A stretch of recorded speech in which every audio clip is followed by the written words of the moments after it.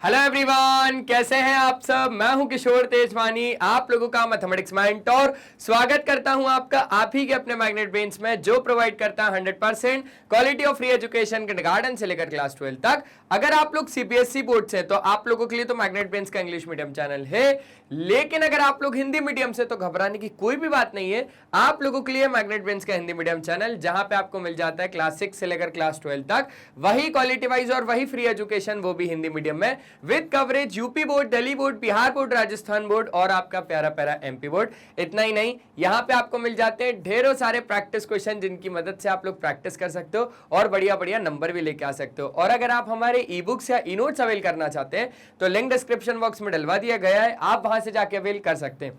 तो थोड़ा जल्दी से आ जाइए, देख लेते हैं क्या करना है। Class 9th mathematics triangle chapter number 7 की आज हम लोग बात करने वाले क्विक रिवीजन की, तो थोड़ा क्विकली रिवाइज करते हैं। आ जाइए।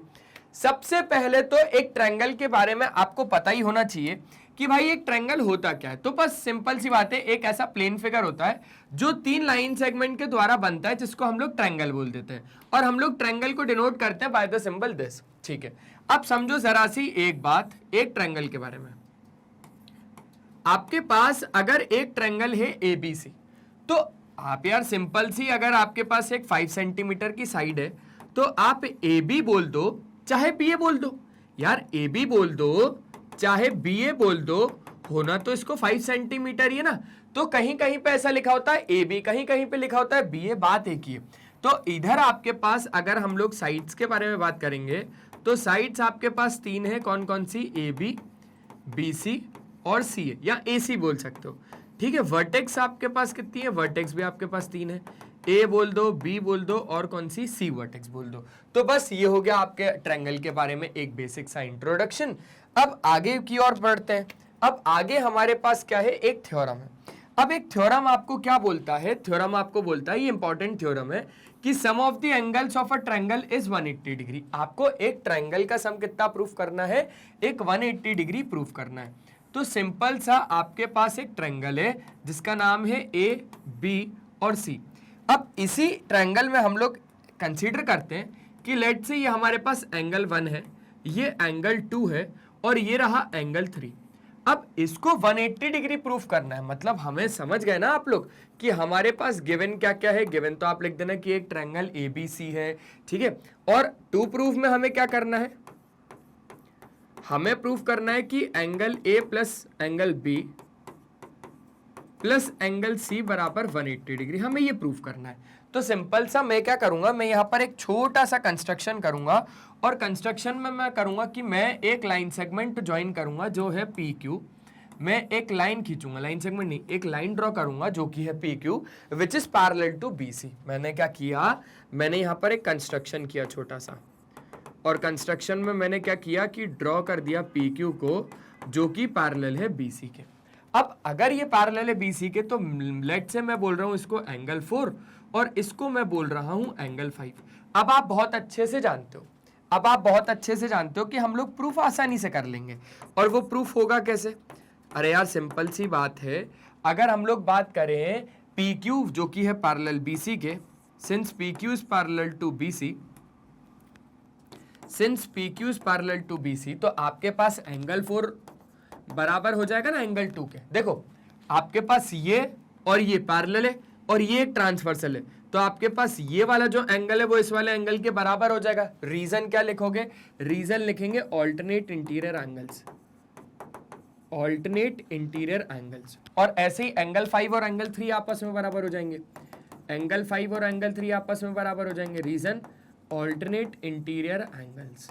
ठीक है, तो बस इतनी सी बात हो गई यहां पर खत्म। और दूसरी बात, आप एक बात जानते हो, सिंस ए बी एक लाइन है, यहां पर लिख देना सिंस क्या? ए बी नहीं, P Q. Since P Q एक लाइन है और लाइन पे बनने वाले सारे एंगल्स का सम कितना होता है? 180 डिग्री। मतलब angle 4 plus angle 1 plus angle 5 बराबर 180 डिग्री। ये बात आप समझ गए। क्या बोला मैंने? कि angle 4 plus angle 1 plus angle 5 बराबर कितना हो जाएगा? 180 डिग्री। अब आप एंगल 4 की जगह पे एंगल 2 लिख सकते हो, एंगल 1 की जगह पे एंगल 1 ही लिख रहने दो, और एंगल 5 की जगह पे एंगल 3 लिख सकते हो। तो ये हो गया हमारा प्रूफ कि एक ट्रायंगल पे बनने वाले सारे इंटीरियर एंगल्स का सम 180 डिग्री होता है। देखो ना, एंगल 1, एंगल 2, एंगल 3 मिला के कितना है 180 डिग्री।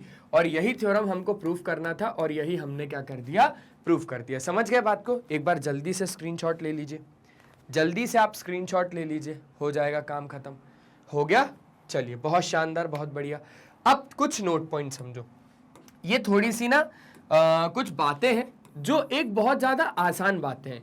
जैसे इसका कहना है कि एक ट्रायंगल के पास एक राइट एंगल से ज्यादा नहीं हो सकता। बिल्कुल सही बोल रहा है। मान के चलो कि अगर आपके पास एक राइट एंगल से ज्यादा हो गया, मतलब 2 राइट एंगल हो गए, तो 2 राइट एंगल मतलब 90 और 90, तो 180 तो यही हो जा रहा है। तो हमें तो तीसरा एंगल भी होगा ना यार, क्योंकि तीसरा एंगल भी कोई आस लेके बैठा है ना कि भाई मैं भी अगर इस पार्ट में हिस्सा ले रहा हूं, मैं भी अगर इसमें हिस्सा ले रहा हूं, तो अगर यही दोनों 90-90 हो जाएंगे तो ये तीसरा एंगल क्या होगा? फिर ये तीसरा एंगल क्या होगा? 0। पॉसिबल है? आप खुद सोच के देखो, तीसरा एंगल 0 हो सकता है? पॉसिबल ही नहीं है। तो अब एक ट्रायंगल में 2 राइट एंगल नहीं हो सकते, ये बात ध्यान रखना। एक ट्रायंगल के पास एक ऑब्ट्यूज एंगल से ज्यादा नहीं हो सकता। एक ऑब्ट्यूज एंगल हो सकता है, पर एक ऑब्ट्यूज एंगल से ज्यादा नहीं हो सकता। हम बोल रहे हैं एक राइट एंगल ही नहीं हो सकता, तो ऑब्ट्यूज तो दूर की बात है ना। राइट एंगल मतलब समझते हो ना, एग्जैक्ट 90 डिग्री। और ये क्या होता है? 90 से लेकर 180 के बीच। क्लियर है? क्लियर है सर। और एक राइट एंगल में आपके पास sum of 2 acute angle is 90 degree हो सकता है। ये बात बहुत ज्यादा ध्यान से समझो। देखो, जैसे कि अब अगर मैं एक राइट एंगल ट्रायंगल बना रहा हूं ABC, जिसमें कि मेरे पास राइट एंगल है कहां पर? B पर। अब सुनना क्या बोल रहा है, एक राइट एंगल ट्रायंगल में sum of 2 acute angle is 90 degree. अब आपके पास एक तो 90 होगा राइट एंगल में, ये फिक्स है, और आपके पास ये और ये मिला के हमेशा कितना होगा? हमेशा आपके पास 90 डिग्री होगा, ये तय है। Angle A plus angle C हमेशा 90 डिग्री होगा। आप लिख के ले लो, क्यों? क्योंकि यार ये समथिंग समथिंग मान के चलो अभी 30 है, तो ये 60 होगा, ये बात पक्की है। ये 61 भी नहीं हो पाएगा, क्यों? क्योंकि एक ट्रायंगल पे बनने वाले सारे इंटीरियर एंगल्स का सम 180 और ये पूरा 180 आपको देगा। तो ये बात भी क्लियर हो गई आपको। अब आ जाओ, अब समझ लेते हैं एक क्वेश्चन। ये क्वेश्चन है कुछ अदर सोर्सेज से। क्वेश्चन 1 का कहना है कि angles of a triangle are in the ratio 4:5:6। आपको एंगल्स निकालने। सिंपल सा हम लोग क्या करेंगे, एक ट्रायंगल ड्रॉ करेंगे। ठीक है, एक ट्रायंगल पे लेट से हमारे पास ABC एक ट्रायंगल है। अब सुनना बहुत ज्यादा ध्यान से, आपके पास ये तीनों एंगल्स रेशियो में प्रेजेंट है, तो आप यहां पर लिखोगे let the angles of a triangle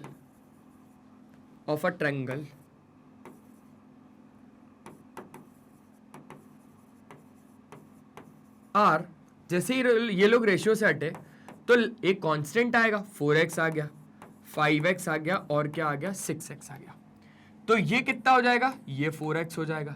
ये कितना हो जाएगा? ये 5x हो जाएगा। ये कितना हो जाएगा? ये 6x हो जाएगा। इन तीनों का सम पता है आपको कितना होगा? हाँ बिल्कुल पता है। तो इन तीनों का सम कितना हो जाएगा? Angle A plus angle B plus angle C बराबर कितना हो जाएगा? 180 डिग्री हो जाएगा। तो 4x plus 5x plus 6x बराबर कितना? 180 डिग्री। ठीक है, अब आपके पास ये हो गया 15x बराबर 180 डिग्री। क्लियर है ना? तो x बराबर कितना हो जाएगा? 180 अपॉन में 15। 15 से इसको काटोगे तो 15 1 15, 15 2 30, तो x आ जाएगा 12। अब अगर आपको एंगल A फाइंड करना है, तो एंगल A तो कितना है यार? 4x है। तो 4x मतलब x कितना है? 12 है। x कितना है? 12 है। तो 12 4 जा कितना हो जाएगा? 48 डिग्री हो जाएगा। एंगल B कितना है आपके पास? 5x है।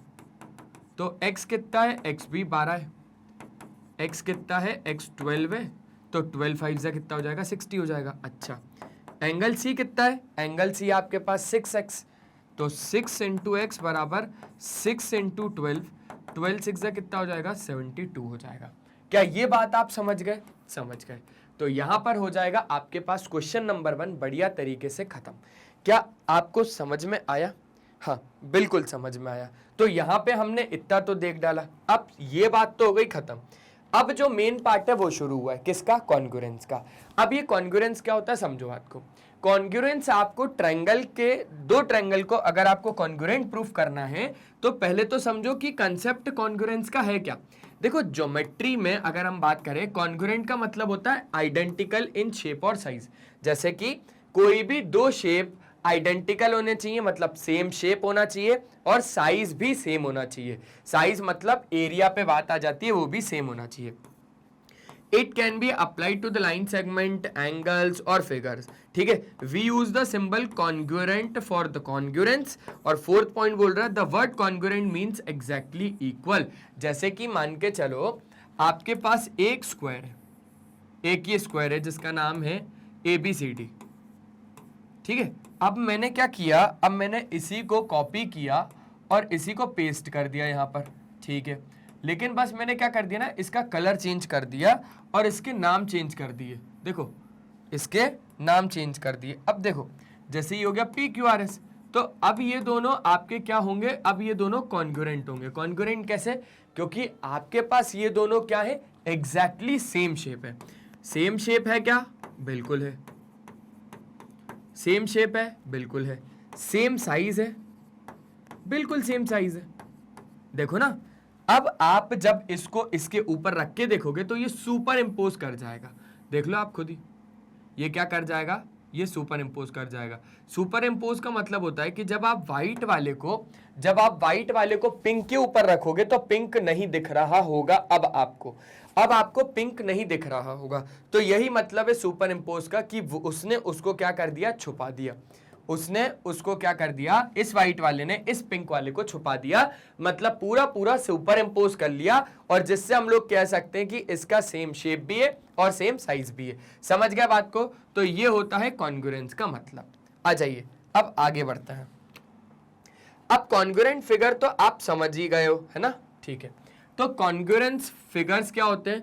The congruence of any two figures can be seen if they can be placed exactly over each other। जैसे कि मान के चलो मैं एक सर्कल बना रहा हूं, ये या जो भी है ये फिगर, चलो अगर मेरा सर्कल नहीं बना तो कोई दिक्कत नहीं है, और एक और शेप बना रहा हूं मैं ये, और इसको मैंने रख दिया व्हाइट कलर। अब ये दोनों क्या कॉन्ग्रुएंट है? तो भैया मैं क्या करूंगा, मैं इसको इसके ऊपर उठा के रख के देखता हूं। अगर इस व्हाइट वाले ने उस येलो कलर को पूरा अगर छुपा लिया होगा तो वो पक्का क्या होंगे, कॉन्ग्रुएंट होंगे। देखो ना क्या बोल रहा है, कॉन्ग्रुएंस कोई भी दो फिगर्स में देखा जाता है जब हम लोग क्या करते हैं, कोई भी एक फिगर को दूसरे ऊपर के ऊपर एग्जैक्टली प्लेस करते हैं, और वो एग्जैक्टली क्या हो जाता है, प्लेस हो जाता है एक दूसरे के ऊपर। मतलब व्हाइट वाला जैसे ये लाइट कलर के ऊपर प्लेस हो गया, तो आप क्या बोल सकते हो कि ये दोनों फिगर क्या है, आपके कॉन्ग्रुएंट है। ठीक है ना, ये दोनों फिगर क्या है, कॉन्ग्रुएंट है। और कॉन्ग्रुएंट का साइन आपको पता ही है कि कॉन्ग्रुएंट का साइन कैसे लगता है, इज इक्वल्स टू के ऊपर ऐसा। क्लियर है? ठीक है, एग्जाम्पल क्या हो जाएगा, pair of hands. Pair of hands example क्यों होगा, जैसे कि समझो आपके पास एक हाथ ये है, अब आपको इस हाथ को छुपाना है, तो मैंने बोला कि ये वाला हाथ मैं इसके ऊपर रख देता हूं। ठीक है, ये वाला हाथ मैंने क्या रख दिया, इसके ऊपर रख दिया। तो अब इस हाथ को इस हाथ ने क्या कर लिया, छुपा दिया। छुपा दिया मतलब सुपर इम्पोज जब करवाया मैंने, तो इस हाथ को इस हाथ ने छुपा दिया, मतलब ये दोनों फिगर क्या है, कॉन्ग्रुएंट है। बात आ गई समझ में? ठीक है, अब यहां पर समझो कि दूसरे शब्दों में अगर हम लोग बात करें तो दो ज्योमेट्रिकल फिगर सुपर इम्पोज अगर एक दूसरे से कर जाते हैं तो उनको हम लोग क्या बोल देते हैं, कॉन्ग्रुएंट फिगर बोल देते हैं। बात आ गई समझ में? चलिए आगे बढ़ते हैं। अब नोट पॉइंट क्या बोल रहा है कि अगर आपके पास दो प्लेन फिगर हैं और वो कॉन्ग्रुएंट हैं तो उनके एरिया पक्की बातें की बराबर होंगे। देखो सुनो ध्यान से कि अगर आपके पास दो फिगर कॉन्ग्रुएंट हैं तो उनके एरिया बराबर होंगे, ये बात पक्की है। दो फिगर अगर आपके कॉन्ग्रुएंट हैं तो उनके एरिया बराबर होंगे, ये बात पक्की है। लेकिन अगर दो फिगर के एरिया बराबर है तो वो जरूरी भी हो भी सकते और नहीं भी हो सकते कॉन्ग्रुएंट। समझो बात को, जैसे कि मैंने आपको बोला कि आपके पास एक ये फिगर है ABCD, है ना, और आपके पास एक दूसरा फिगर है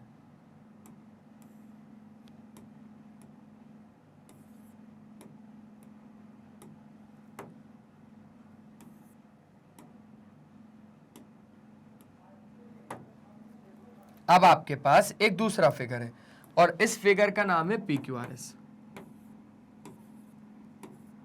मान के चलो कि ये दोनों फिगर कॉन्ग्रुएंट है ना, मान के चलो कि ये दोनों फिगर कॉन्ग्रुएंट है। सर क्यों ही नहीं होंगे?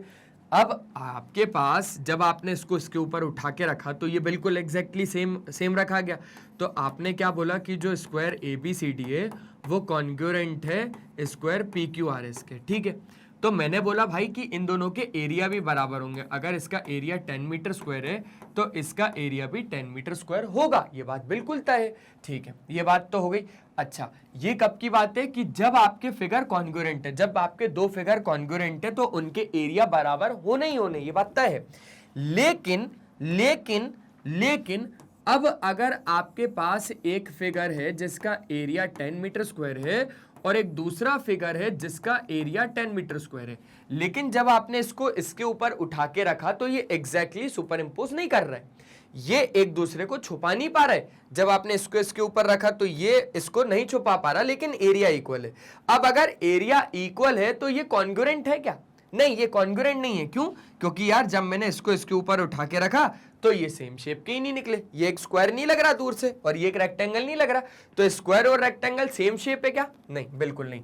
तो अब आपको बात समझ में आ गई कि एरिया अगर दो प्लेन फिगर का बराबर है तो वो कॉन्ग्रुएंट हो भी सकते हैं और वो कॉन्ग्रुएंट नहीं भी हो सकते।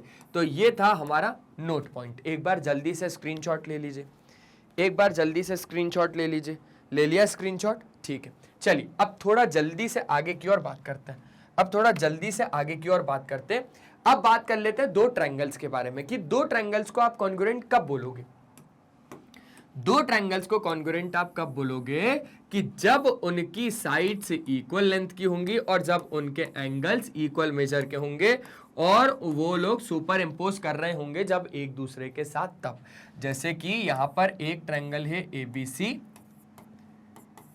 बी सी और एक ट्रायंगल है P Q are, P Q और आर।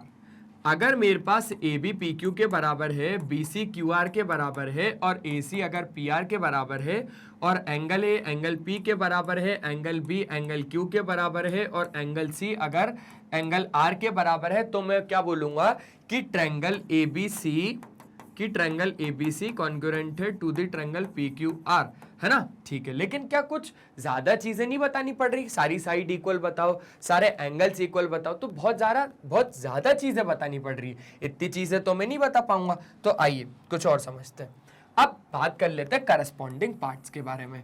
तो करस्पॉन्डिंग पार्ट्स के बारे में, जैसे the parts of two triangles that have the same measurement मतलब congruent are called corresponding parts. जो आपके दोनों ट्रायंगल में सेम पार्ट्स होंगे, सेम पार्ट मतलब इक्वल मेजरमेंट के जो पार्ट्स होंगे उनको आप लोग क्या बोलोगे? उनको आप बोलोगे करस्पॉन्डिंग पार्ट्स। अब ये बात तो हो गई। अब now the question arises that what are the least possible condition to ensure that congruence of two triangles. भाई इतनी सारी चीजें तो मैं नहीं बता पाऊंगा कि तीनों साइड इस वाले ट्रायंगल की बराबर बताओ तीनों साइड इस वाले ट्रायंगल की, तीनों एंगल इस वाले ट्रायंगल के बराबर बताओ तीनों एंगल इस वाले ट्रायंगल के। तो इतना चीजें नहीं हो पाएंगी मुझसे। तो मैंने क्या बोला, do we need all the 6 condition to ensure the congruence of two triangle. 6 condition कौन सी? 3 साइड और 3 एंगल, 6 हो गए ना? तो इतनी चीजें नहीं बता पाएंगे। Will lesser number of conditions will do our work. मतलब अगर मैंने कंडीशन मतलब अगर मैंने 3 साइड की जगह 1 साइड और 2 एंगल इक्वल बता दिए तो क्या मेरे दोनों ट्रायंगल कॉन्ग्रुएंट होंगे? तो बिल्कुल होंगे। यहां पर अब कुछ क्राइटेरिया होते हैं, कुछ क्राइटेरिया को आपको पढ़ना पड़ेगा और शायद आपको पता भी होंगे। ये वाले हैं side angle side angle side और एक होता है राइट हाइपोटेनस साइड। ये 5 क्राइटेरिया है कॉन्ग्रुएंस ऑफ ट्रायंगल्स के ऊपर। आइए, जैसे कि आपके पास एक ये क्वेश्चन आ गया। अब ये क्वेश्चन आखिरी क्वेश्चन है, इसके बाद आपका ये चैप्टर हो जाएगा मस्त तरीके से खत्म। आपके पास एक फिगर गिवन है जिसमें OA बराबर OB है। ये देख पा रहे हो फिगर में OA बराबर क्या है? OB है और OC बराबर OD है। ये वाला जो OC है वो OD के बराबर है, वो OD के बराबर है। तो दोनों ट्रायंगल को आपको कॉन्ग्रुएंट प्रूफ करना है। आइए, आपको दोनों ट्रायंगल को, ट्रायंगल AOC को कॉन्ग्रुएंट प्रूफ करना है टू द ट्रायंगल BOD। तो आपको दोनों ट्रायंगल को लेना पड़ेगा। कौन कौन से दोनों ट्रायंगल की बात चल रही है यहाँ पर? एक तो बात चल रही है इस वाले ट्रायंगल AOC की और एक तो बात चल रही है इस वाले ट्रायंगल BOD की। इस वाले ट्रायंगल बीओडी की। अब इन दोनों ट्रायंगल में अगर मैं आपको बताऊं तो आपके पास जो OA है वो इस OB के बराबर है, बिल्कुल है, और ये जो OC है वो इस OD के बराबर है, बिल्कुल है, और जो आपके पास ये वाला एंगल है वो इस वाले एंगल के बराबर है। सिंपल सी बात है यार। तो बस दोनों ट्रायंगल आपके कॉन्ग्रुएंट हो जाएंगे। देखो ना, देखो इन ट्रायंगल AOC और ट्रायंगल BOD आपके पास OA बराबर OB हो जाएगा, OA बराबर OB हो जाएगा। रीजन क्या बोलोगे कि सर जी ये तो गिवन है, ये तो क्या है, ये तो गिवन है। अच्छा, और आपके पास OC या फिर एक एंगल बता दो। देखो ना, ये वाली साइड इस वाली साइड के आपने बराबर बता दी। अब ये वाला एंगल, एंगल AOC बराबर बता दो एंगल BOD के, बराबर बता दो एंगल BOD के। रीजन क्या लिखोगे, वर्टिकली अपोजिट एंगल्स। और क्या बता दो कि ये वाली जो साइड है, ये वाली कौन सी वाली, OC बराबर है ये वाली साइड OD के, ये वाली साइड OD के। ये चीज भी कहां से आ गई, ये चीज भी गिवन आ गई। तो आपके पास जो ट्रायंगल AOC है, देयरफॉर ट्रायंगल AOC वो कॉन्ग्रुएंट है टू द ट्रायंगल BOD। और आप इसको कैसे कह सकते हो, आप इसको कह सकते हो side angle side congruency criteria से। देखो ना, आपके पास एक साइड आई, फिर एक एंगल आया और फिर एक साइड आई, तो इसमें भी एक साइड आई, एक एंगल आया और फिर एक साइड आई, तो दोनों ट्रायंगल आपके कॉन्ग्रुएंट हो गए by side angle side congruency criteria से। और ये हो जाने के बाद आपके पास समझना और सुनना बड़ी ध्यान से, आपके पास जो ये वाला एंगल है वो इस वाले एंगल के बराबर हो जाएगा। पता है कैसे, CPCT से। और ये वाला जो एंगल है वो इस वाले एंगल के बराबर हो जाएगा। पता है कैसे, CPCT से।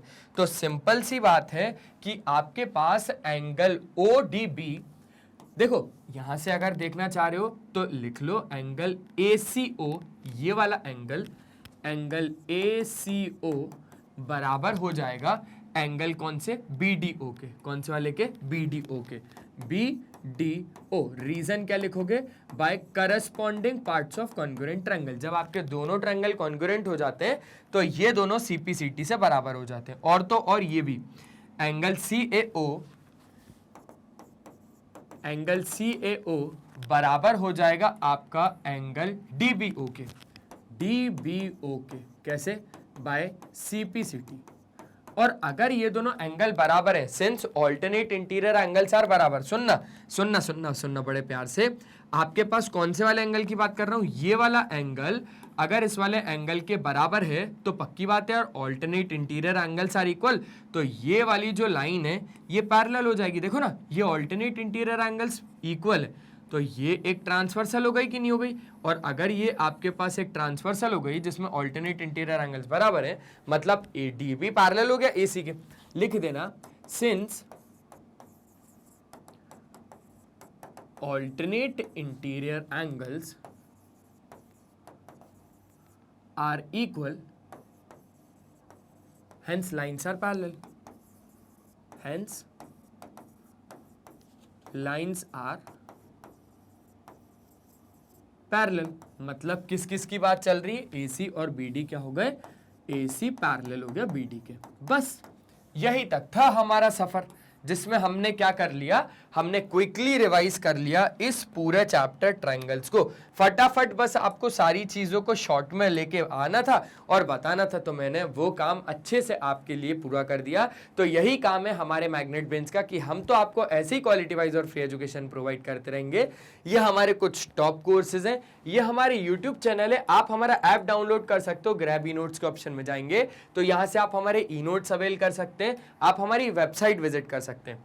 ये वीडियो पसंद आए तो लाइक शेयर और सब्सक्राइब कर दीजिएगा। आप हमें फॉलो कर सकते हैं। ई नोट्स या ई बुक्स अगर अवेल करने तो लिंक डिस्क्रिप्शन बॉक्स में गिवन है। तो आज के सेशन में सिर्फ इतना ही, मिलते हैं नेक्स्ट सेशन में, तब तक लिए बाय बाय। अपना ध्यान रखें और हमेशा की तरह एक ही चीज बोलूंगा दोस्त, कि पढ़ाई करते रहें, वो बहुत ज्यादा जरूरी है। Bye bye.